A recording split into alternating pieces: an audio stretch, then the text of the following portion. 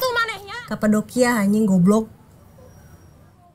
Halo guys, di video kali ini Mimin akan menceritakan film Indonesia berjudul Gampang Cuan yang rilis pada tahun 2023. Mengisahkan tentang seorang anak pertama yang berpura-pura sukses di Jakarta, padahal kenyataannya dia bertahun-tahun berjuang mencari kerja, bahkan di beberapa waktu jadi tukang parkir untuk memenuhi kebutuhan. Keadaan pun dibuat kacau ketika adik dari si pria ini datang ke Jakarta. Seperti apa kisah lengkapnya? Simak videonya sampai akhir. Berlatar belakang di daerah ibu kota Jakarta, tempat orang-orang mengadu nasib dari berbagai daerah.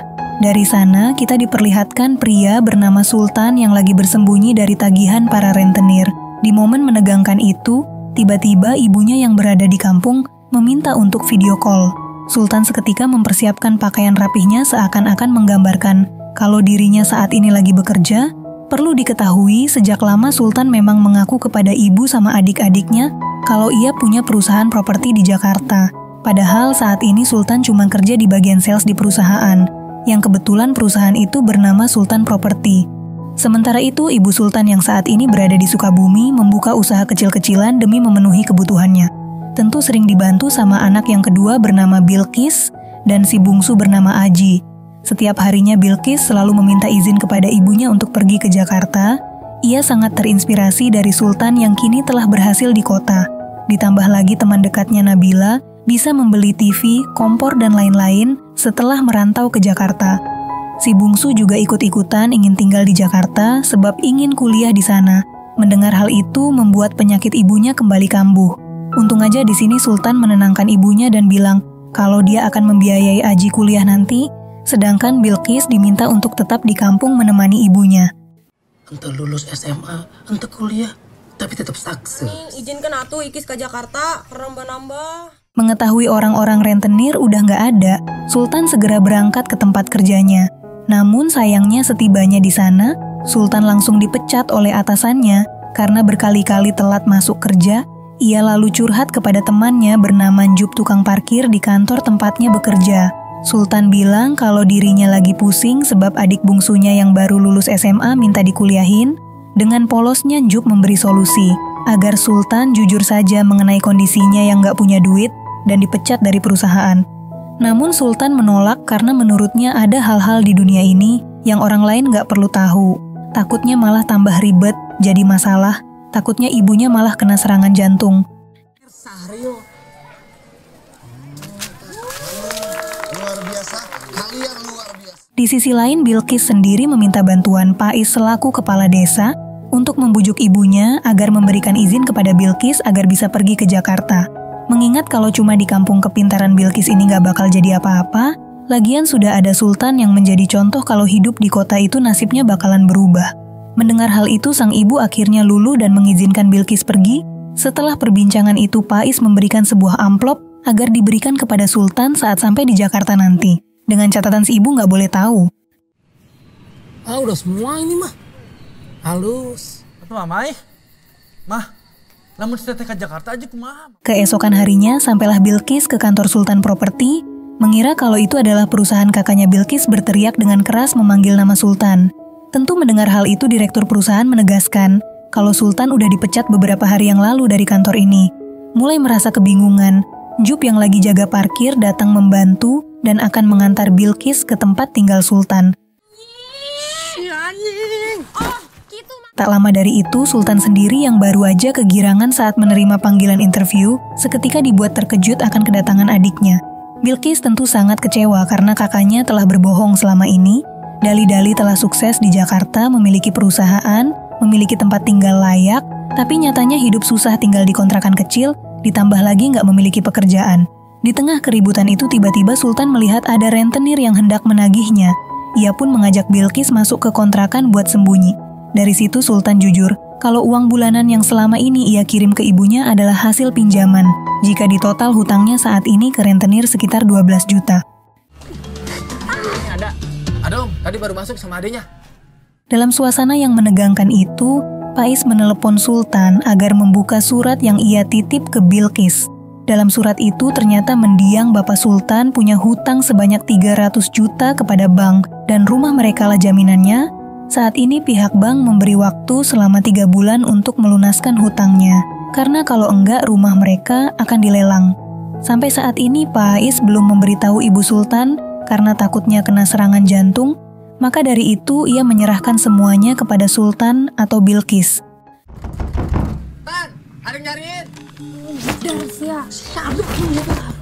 Setelah itu para rentenir membawa paksa semua perabotan rumah yang ada, dari mulai mesin cuci, motor, TV, dan lain-lain.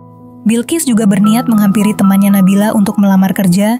Disinilah ia baru tahu kalau sebenarnya Nabila bukan jadi perawat kulit, melainkan jadi pijat plus-plus di salah satu tempat bernama Beta. Hal itu lagi-lagi membuat Bilqis marah kepada temannya. Sebelumnya kakaknya telah berbohong, dan sekarang teman dekatnya malah ikut-ikutan. Tapi meski begitu Nabila tetap nawarin, kalau Bilqis mau pekerjaan dia bisa ambil pijit biasa, bukan pijat yang sekarang ia jalani yakni pijat plus-plus. Jual diri Nabila mecun. Nah mana yang ngantepkan si Nabila gawe siga gitu. Keesokan harinya, dengan terpaksa Bilqis menerima pekerjaan ini agar bisa makan dan memenuhi kebutuhan yang lain. Tahu kalau pelayannya sangat cantik, pria yang bernama Evan ini ngajak Bilqis untuk menemaninya makan malam. Dia juga berjanji nggak akan melakukan yang macam-macam kepada Bilqis, namun lama-kelamaan jagoan Evan mulai memberontak yang membuat Bilqis mengamuk. Dari kejadian itu membuat Bilqis dipecat saat itu juga, lagi-lagi karena nggak ada pilihan ia menerima tawaran dari Evan untuk pura-pura menjadi pasangannya. Gak ada pegang-pegang. Iya, nggak ada pegang-pegang. Sedangkan di sisi lain Sultan sendiri jadi tukang parkir di tempat kerja propertinya dulu, karena panggilan interview yang ia jalani tadi ditolak mentah-mentah. HRD-nya saat itu tahu kalau Sultan telah memberikan keterangan palsu pada CV-nya. Sebagai contoh, Sultan mengaku telah memiliki pengalaman sebagai manajer selama 20 tahun sedangkan umurnya saat ini 35 tahun. Masa iya umur 15 tahun Sultan udah jadi manajer? Bakal bayar utang 300 juta.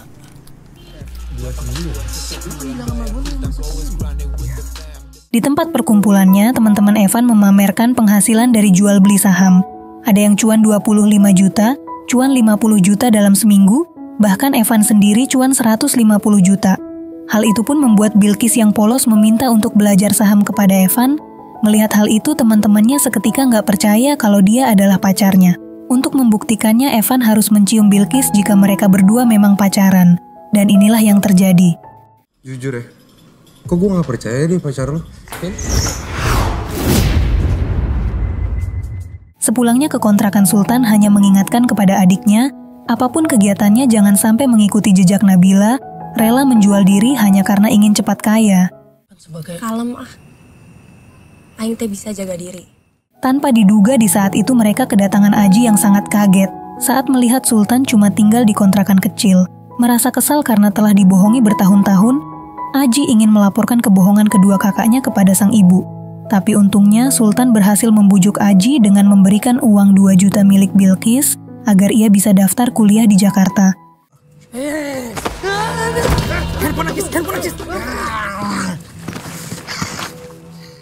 Tak lama kemudian, Bilqis juga bercerita kepada Sultan saat menemani pelanggannya tadi, meski kelakuannya minus tapi mereka pintar dapetin uang puluhan juta dari jual beli saham. Bilqis juga diajak ke kantor Evan jika mau belajar soal trading. Mendengar hal itu, Sultan pun dengan semangat langsung meminta adiknya untuk mengenalkannya kepada Evan. Di pagi harinya dua bersaudara itu pun pergi ke kantor Evan. Di sana Bilqis meminta maaf karena telah memukulnya kemarin.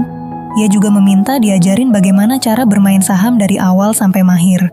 Pertama-tama Evan memberikan buku panduan untuk dipelajari, karena main saham itu gampang cuan, gampang boncos. Tapi meski begitu, setiap orang yang bermain harus mengambil risiko jika mau dapat cuan yang gede. Sebagai bahan uji coba, Evan akan ngasih akun demo berisi 100 juta, tentu uang itu palsu, pasarnya juga bohongan. Harga perusahaan-perusahaan pasti naik turun, Sultan harus beli pas harganya lagi turun, supaya kalau naik disitulah mereka bisa dapat keuntungan. Karena kalau cuma nebak-nebak saja jatuhnya judi, Sultan pun meminta tips cara belajar yang paling cepat supaya mereka bisa gampang cuan. Satu-satunya cara paling cepat menguping pembicaraan para pemegang saham terbesar. Tapi sayangnya informasi itu cuma buat petinggi-petinggi perusahaan, CEO, bos, pemilik perusahaan, pemegang saham tentu nggak akan bisa Sultan temui di sembarang tempat. Tapi kalau Sultan maksa mau mencari informasi, dia bisa datang di tempat hobi orang-orang kaya, Royal Jakarta Golf Club. Mustahil ini mah, mustahil. CEO, bos, pemilik perusahaan, pemegang saham. Tak berlama-lama, Sultan dan Bilqis mendatangi tempat tersebut untuk mencari pekerjaan di sana. Gak peduli apapun posisinya, yang penting mereka berdua bisa mencari informasi dari bos-bos besar itu. Pak HRD pun bilang bahwa satu-satunya lowongan di tempat ini adalah menjadi pemungut bola golf yang nyasar. Namun syaratnya mereka harus berada 100 meter dari orang-orang penting yang sedang bermain golf. Dengan seiring berjalannya waktu, Sultan mulai melancarkan aksinya. Dia berusaha menyembunyikan HP-nya di tas golf milik salah satu pengusaha kaya untuk merekam percakapan mereka. Tapi sayangnya usaha itu ketahuan, sehingga HP milik Sultan dibuang ke danau. Ini punya kamu? Bukan, Pak. Setelah kejadian itu, mereka berdua nggak menyerah gitu saja. Tapi sayang kali ini atasannya meminta mereka pulang, karena pemilik golf yang bernama Mr. Lim mau datang. Mendengar hal itu, Sultan pun yakin kalau Mr. Lim adalah salah satu penentu saham yang naik atau turun. Makanya Bilqis punya ide untuk mencuri baju, beserta peralatan golf yang dipajang. Bahkan Bilqis dan Sultan pun berpura-pura kalau mereka pemain golf di tempat itu. Sehingga Lim Surya yang merasa tertantang pun mengajak mereka buat duel. Nah, dari situlah mereka mendengar percakapan Lim Surya mengenai perusahaannya.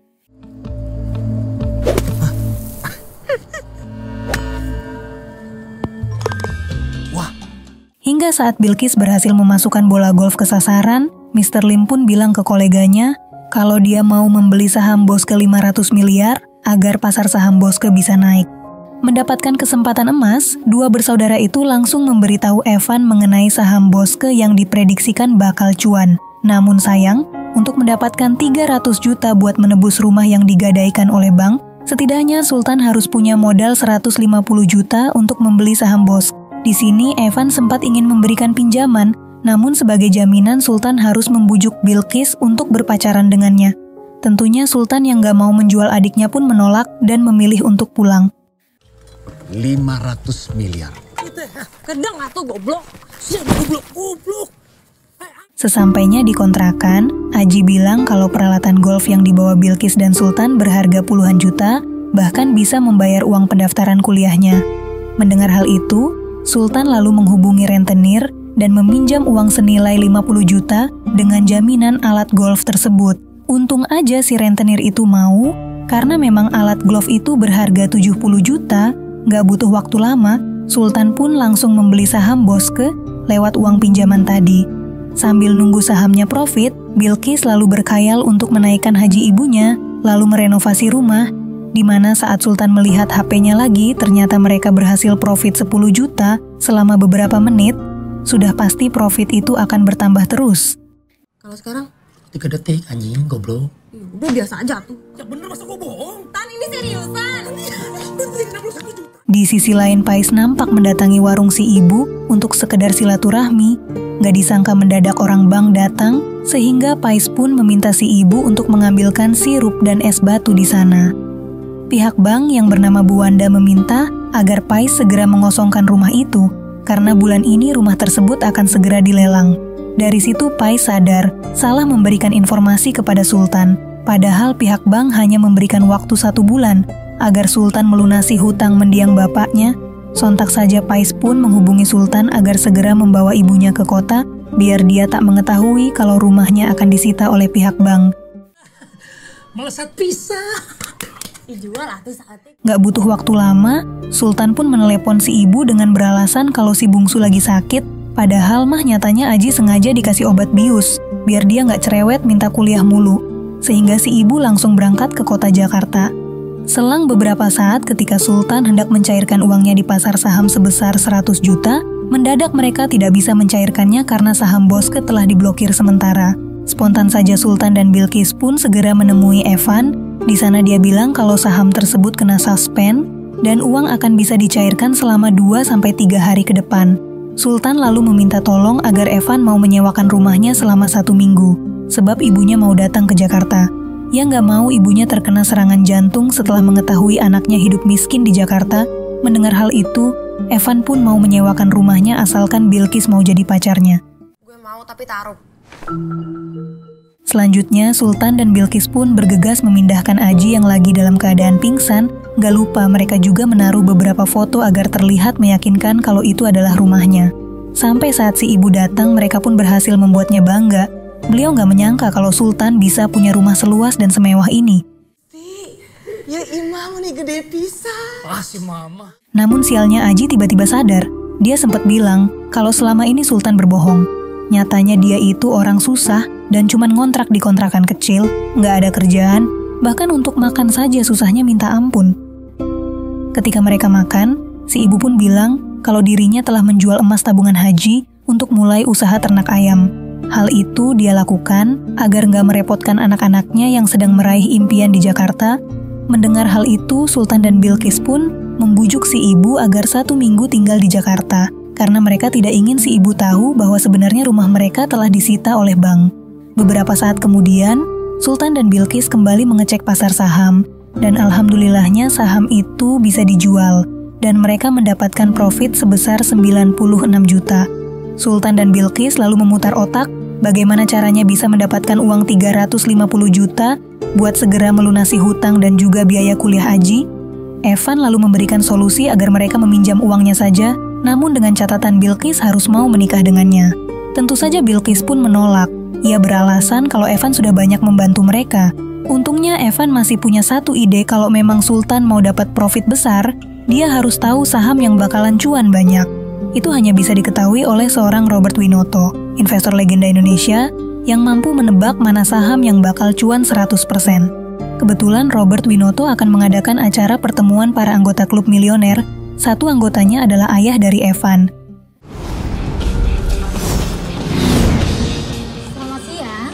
Dibantu untuk disebutkan keywordnya. Namun nasib naas menimpa Evan ketika ia hendak mengajak Bilqis untuk ketemu orang tuanya setelah acara ini. Bilqis menolak serta menjelaskan bahwa dari awal hubungan mereka gak bakalan sampai pernikahan. Jelas aja hal itu membuat Evan merasa sakit hati. Dengan tegas dia membongkar semua kebohongan Sultan dan Bilqis selama ini kepada si ibu. Evan bilang kalau Sultan itu sekarang lagi nganggur hidup miskin, sedangkan Bilqis pernah bekerja sebagai tukang pijat dan juga pernah menjadi pacar sewaan. Yang lebih gilanya lagi, Evan mengungkapkan kalau rumah si ibu sekarang lagi disita sama bank. Mendengar hal itu tentu membuat si ibu syok. Kenapa anak-anaknya nggak jujur saja dari dulu? Sementara itu, Bilqis dan Sultan yang sudah sampai di acara mencoba menemui Pak Robert Winoto dengan berpura-pura sebagai seorang pebisnis, di mana beliau terlihat gak nyaman saat Sultan menanyakan soal saham mana yang bakalan profit besar. Pak Robert berpesan, kalau mau investasi itu harus dimulai dari leher ke atas. Jangan pantang menyerah, perbekal mindset kita dengan ilmu dan skill yang baik. Karena ketika kita tidak mampu menyelesaikan masalah itu, bukan berarti kita gak bisa, tapi usaha kita yang kurang, atau skill dan ilmu kita yang belum layak untuk menyelesaikan masalah tersebut. Dari awal pertemuan juga Pak Robert udah tahu kalau Sultan dan Bilqis cuma pura-pura jadi kaya, terlihat jelas dari HP yang dibawa. Namun entah kenapa kesadaran Pak Robert mulai menghilang, yang ternyata Bilqis dari awal memang sengaja mencampurkan minumannya dengan obat bius. Dari situ Bilqis pun berusaha mencari tahu saham mana yang dipilih oleh Pak Robert Winoto. Sedangkan Sultan dengan terpaksa mengalihkan perhatian para tamu dengan berpidato. Beruntungnya Bilqis berhasil mendapatkan saham yang dipilih oleh Pak Robert dan langsung kabur melalui tangga darurat bersama Sultan. Nuhun ya, Pan. Coba bayangin ibu, bayangin bapak. Buru, woy. Di sana mereka pun langsung membeli saham perusahaan kaya yang dipilih oleh Pak Robert menggunakan semua uang yang mereka punya, yaitu 96 juta. Sepulangnya mereka ke rumah Evan, di sana mereka berdua terkejut melihat kondisi ibu dan Aji yang sudah membawa barang-barang layaknya orang yang udah diusir. Dengan tegas si ibu pun meminta Sultan untuk jujur kepadanya, kenapa Sultan harus bohong seperti ini. Kunaon kamu teh harus bohong sama mama? Ditambah lagi, suasana kembali memburuk saat Sultan mengetahui sahamnya anjlok, jadi 46 juta. Yang bisa lo lakuin, cuman bikin keluarga ini miskin. Nyaan, maneh teh jadi tukang pijet? Enggak, Mama, enggak. Di tempat parkir Sultan pun curhat kepada Njup, kenapa usahanya dalam menjadi tulang punggung keluarga selalu gagal. Padahal ia sudah usaha mati-matian, tapi tetap aja keluarganya malah menyalahkan dirinya. Dengan polos njuk bilang kesalahan Sultan cuma satu, yaitu berbohong. Kalau aja dia jujur dari awal dan minta doa kepada ibunya, mungkin gak bakal terjadi hal seperti ini. Begitu juga dengan Bilqis yang kesal dengan Aji yang selalu cerewet minta kuliah. Seharusnya Aji lebih mengerti dan tidak memikirkan keinginannya aja. Meskipun tujuannya baik untuk pendidikan, tapi Aji harusnya bisa lebih mandiri lagi dan gak cuma minta bantuan. Buktinya seperti Sultan dan Bilqis yang selama ini selalu usaha sendiri-sendiri tanpa merepotkan siapapun di keluarga. Tengit, teu aya nu ngarti, teu aya nu mantuan, teu aya oge nu paduli. Keluar. Gak mau teteh. Keluar. Keesokan harinya, Bilqis nampak sedang mempelajari saham, sedangkan si ibu dan Aji sedang sibuk mempersiapkan jualan nasi uduk untuk membantu perekonomian keluarga mereka yang lagi rungkat. Secara mendadak, Bilqis dikagetkan dengan kedatangan 2 orang suruhan Pak Robert. Bersamaan dengan itu, datanglah Sultan yang bilang bahwa dirinya yang bersalah. Ia memohon agar dirinya aja yang ditangkap. Beberapa minggu kemudian, Sultan terlihat sedang ada di dalam penjara. Terhitung sudah 2 minggu ia berada di penjara ini, karena telah mengaku membius Pak Robert. Tak lama kemudian, Bilqis datang. Ia meminta maaf karena dirinya selalu menyalahkan Sultan atas semua yang terjadi. Di tengah kondisi haru tersebut, Sultan kaget ketika melihat saham yang ia beli mendadak naik dan bernilai 405 juta rupiah. Sontak saja mereka pun senang bukan main. Tanyaan 405 juta. Asli ini. Bilqis pun langsung menghubungi pihak bank agar tak jadi melelang rumah mereka. Sayangnya karena sudah lewat 10 hari rumah itu bakal dilelang besok siang. Sehingga mau gak mau Bilqis harus berangkat sendiri ke Sukabumi untuk memenangkan lelang tersebut. Saat Bilqis udah membayar hutang Sultan sebesar 60 juta kepada si rentenir dan mau berangkat ke Sukabumi, ia gak sengaja keceplosan dan bilang kalau Sultan saat ini lagi di penjara. Faktanya selama ini emang Sultan gak mau ibunya tahu karena takut kena serangan jantung. Untung saja di sini si ibu bisa sabar dan penyakitnya gak kambuh. Sekarang sisa uang yang dibawa Bilqis hanya tersisa 345 juta. Dengan nekat ia mengikuti lelang dan menawarkan rumah itu dengan semua uangnya. Di lain sisi si ibu pun datang menemui Sultan dan menanyakan berapa denda yang harus dibayar agar Sultan gak dipenjara. Tak berselang lama datanglah Bilqis yang langsung menangis sebab dia tak berhasil memenangkan lelang tersebut. Itu semua dikarenakan ada orang yang mau membayar lebih besar. Si ibu pun meminta agar mereka semua bisa ikhlas. Karena menurutnya rumah paling berharga adalah ketika semua anaknya berkumpul. Ibunya menyarankan agar uang itu dipakai untuk membayar denda agar Sultan bebas. Namun dengan tegas Sultan menolak dan meminta Bilqis menggunakannya untuk modal usaha aja, serta biaya kuliah Aji. Sultan meminta kali ini mereka semua mendengarkannya, karena hanya itulah jalan terbaik. Mulai sekarang Sultan mempercayai Bilqis menggantikannya sebagai tulang punggung keluarga. Mau gak mau mereka pun pergi meninggalkan Sultan di penjara. Gak usah pikirin Utan, Mama. Utan gak apa-apa di sini, enak. Namun siapa yang sangka Sultan dikagetkan oleh sipir yang mengatakan kalau ia bebas hari ini. Ternyata Bilqis, Aji, dan si ibu sepakat bahwa gak ada yang bisa menggantikan Sultan menjadi kepala keluarga. Hal itu pun membuat Sultan terharu dan kembali bersemangat untuk meraih kesuksesan agar semua anggota keluarganya bisa meraih impian. Utan teh malu dan cuma bikin malu, Ma. Hutan lebih berharga dari uang segitu. Beberapa bulan kemudian, Sultan sedang diinterview oleh salah satu perusahaan investasi saham, di mana dia diminta untuk menjelaskan apa itu jual beli saham, obligasi, dan juga reksadana. Lewat ilmu yang diberikan Evan waktu itu, Sultan pun dapat dengan mudah menjabarkan semuanya secara singkat, padat, dan jelas. Bahkan, ibu HRD-nya aja sampai terkesima sama jawabannya. Baru kali ini ada yang ngejelasin saya segampang ini. Itulah dia teman-teman akhir dari cerita. Terima kasih sudah mau nonton video ini sampai akhir. Jangan lupa di like dan subscribe agar kalian gak ketinggalan video-video seru lainnya.